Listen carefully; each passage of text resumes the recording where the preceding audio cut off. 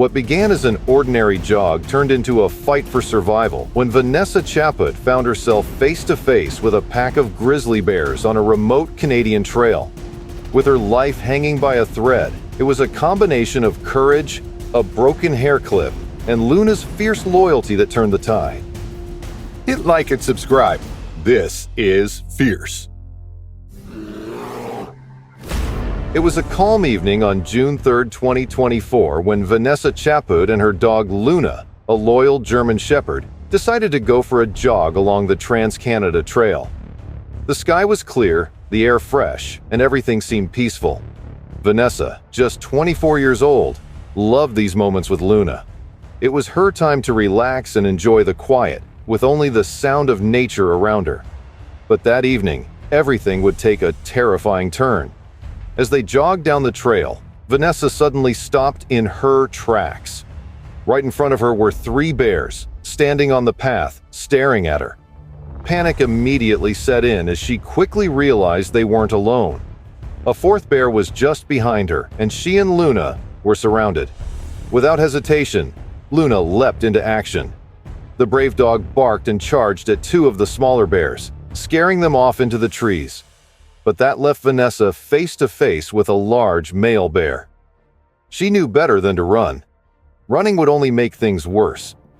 She tried to back away slowly, hoping the bear would lose interest and leave her alone. But the bear didn't back down. It charged at her with shocking speed.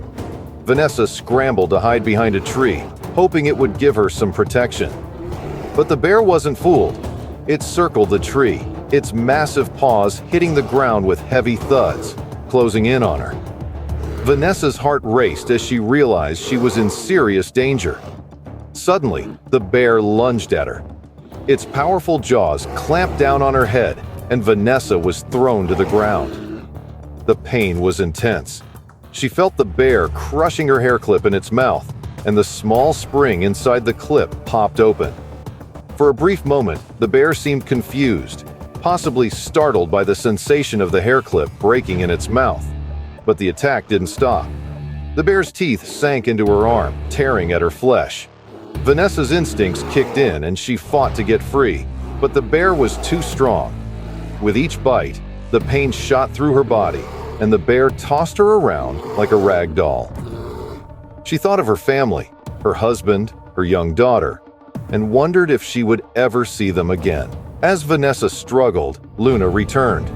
The dog had chased off the other bears but came back to her side, barking furiously at the bear attacking Vanessa. Luna's barking seemed to distract the bear just long enough. It let go of Vanessa and turned its attention to the brave dog. In those moments of relief, Vanessa believed it was Luna's barking that saved her life.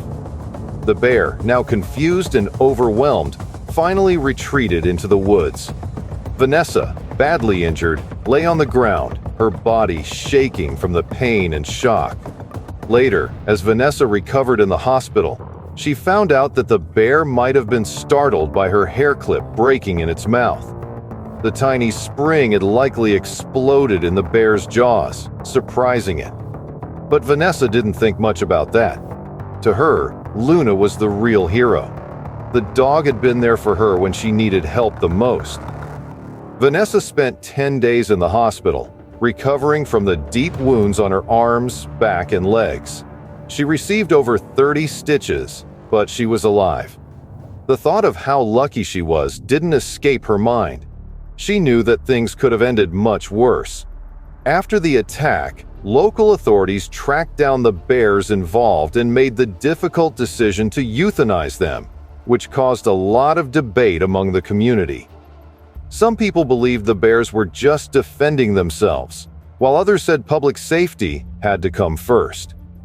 Vanessa shared her story with the world, warning others about the dangers of being out in nature, even when you feel safe. As much as she believed Luna had saved her, she wondered if the hair clip breaking had played a bigger role. But in her heart, she was sure it was Luna's barking that had given her the precious seconds to survive. Now, what do you think? Was it the hair clip that scared the bear off? Or did Luna's brave actions save Vanessa's life? Let us know your thoughts.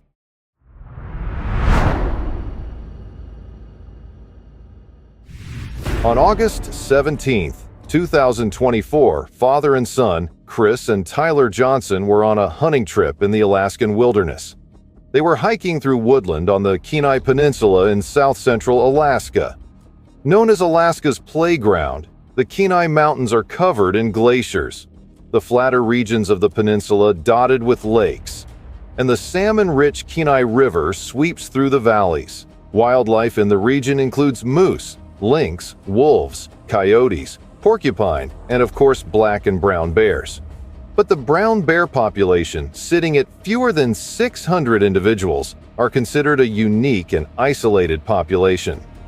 Despite this, hunting bears is still allowed in Kenai, but it is heavily restricted and the area draws hunters from far and wide to experience its natural beauty. After following the Resurrection Pass Trail, Chris and Tyler headed off the path, cutting through the foliage, searching for any sign of their game.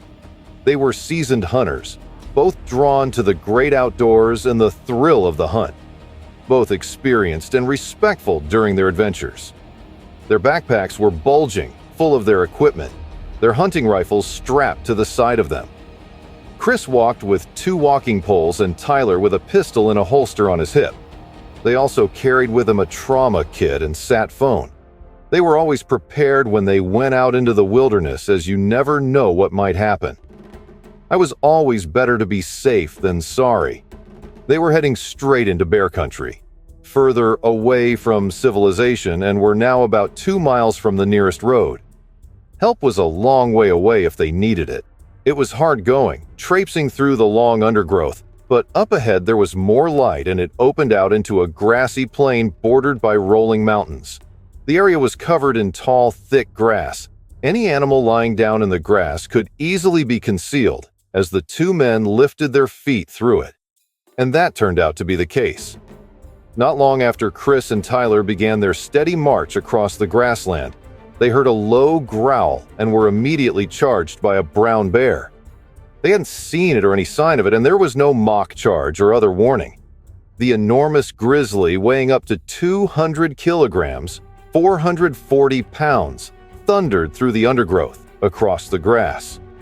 Her thick fur rippling on her bulky frame, her heavy paws pounding the ground as she ran at Chris. He shouted at her to try and deter her, waving his hands in the air. But she didn't stop. Instead, at the last second, she dived onto Tyler. As he felt the full force of the bear crash into him, he instinctively pulled his 10mm pistol from his holster before he hit the ground. The bear then began mauling him. A total of 4 seconds had passed from the moment they heard the growl to the moment the bear struck Tyler. There was little time to react, but Tyler's instinctive hunting expertise may have just saved his life. But his mistake may also cost it. When he fell backwards from the hit and grabbed his pistol, he shot himself in the upper leg, missing the bear entirely. He let out a yell and landed with a thud on the ground. A second later, and the bear's teeth ripped into Tyler's leg, biting his calf. He didn't feel anything at first. The adrenaline was surging through his body, masking the pain and urging him to fight back. In the commotion, he shot at the bear repeatedly. He continued to pepper it with bullets, emptying the entire clip into the animal. 7 bullets in total. But the bear continued to fight back. It was mortally wounded, but it carried on until its dying breath, something Tyler remembers vividly. As the attack continued, Chris intervened and fired his .40 Glock, finally killing the bear. When the bear slumped and lay motionless next to Tyler, the 2 men could assess the damage it had done. There was blood oozing out of Tyler's wounds, but he was able to keep himself calm. The injuries felt more like cramp and pressure in the leg than a gunshot wound and a bear mauling. The bullet from Tyler's own gun had torn through his thigh, in one side and out the other. He was lucky he hadn't hit an artery and that the bullet had made it out without becoming lodged somewhere. The 2 men got to work tending to the wounds. Chris was an Alaska State Trooper who served with the U.S. Fish and Wildlife Service for more than 30 years. He was familiar with bear attacks and had attended to victims of them in the past. He had vital first aid skills and immediately set to work on his 32-year-old son. He tied a tourniquet around Tyler's leg to slow the bleeding and then wrapped the wounds with gauze. Being experienced outdoorsmen, they carried with them a satellite phone, and Chris sent an SOS to emergency troopers. Now they had to wait. Whilst waiting for help to arrive, Tyler picked up his phone and made a video about the ordeal. He spoke calmly in front of the camera, recounting exactly what had happened. But there was something that was puzzling the two men. The bear had acted unusually aggressively. It had attacked without warning, something that wasn't common. There was no mock charge, clacking of the jaws, or prolonged growling. They had come across bears before and had hunted black bears on previous hunting trips. Perhaps there was a reason this bear had behaved in that way. Once Tyler had recorded the videos, the pain started to kick in. The adrenaline had worn off, and now the wait for the emergency evacuation was excruciating. The pain hit him like a truck, sweat poured from his forehead, and his heart rate shot up. Tyler had to do everything in his power to keep himself calm, trying to focus on anything but the pain. He used breathing techniques to help him through the worst of it. But he had his dad by his side every step of the way, encouraging him and keeping him calm. And he couldn't think of anyone better to go through that with. It wasn't long before the familiar sound of a helicopter ricocheted through the air, and Tyler was airlifted off the Kenai Peninsula. He was taken to hospital in Anchorage, where he spent a number of days recovering from his ordeal. He was due to start a new job in Austin, Texas, right after the hunting trip, but had to delay his start date. His wife and children had already made the move, and he was able to join them a week later. State troopers returned to the area following the attack and found a bear cub near the scene. It now became clear why the bear had acted so aggressively towards the two men. She was protecting her young. It is not known what happened to the cub without its mother. The attack hasn't put Tyler or his father off hunting together. Tyler knows that they survived the ordeal because they were so well prepared. It could have been a very different ending if he had been hunting alone or if they hadn't packed the trauma kit. His love for the mountains and the glaciers of the Alaskan wilderness wasn't deterred by the bear attack, and he looks forward to the next hunting trip, side by side with his father,